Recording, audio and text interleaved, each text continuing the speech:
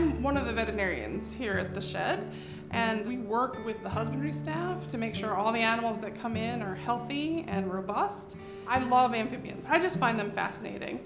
They're such interesting creatures. I mean, they go through metamorphosis, which is really interesting. All animals that come into shed have to go through a quarantine. Now, that doesn't mean they have diseases, but it means that we want to screen for diseases. I like to say that it's much easier to prevent a forest fire than to put one out once it starts.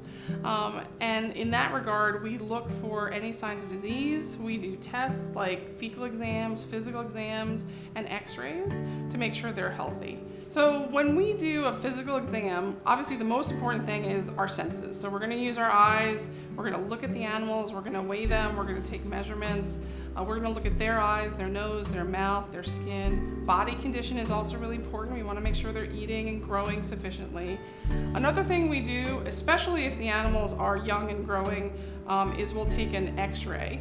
And we wanna make sure that their bones are developing normally, that they're getting sufficient calcium and other nutrients in their diet. One of the really cool things about amphibians is that they have amazing skin. Their skin is permeable to things in the environment, meaning it can absorb things from the environment.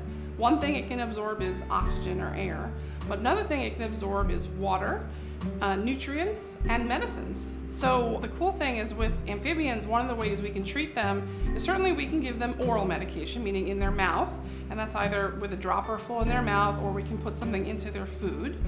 Or we can actually take a little micropipette, which is a really well-calibrated dropper, and we can calculate out their drug dose and drip it as a liquid on their back, and they can absorb it. And sometimes doing topical formulations, it's a little more of a relaxing environment for them than having to get them to eat something. And so we mostly do the topicals with them, and it works out really well. It's always a tough question when I get like, what's your favorite animal in the collection?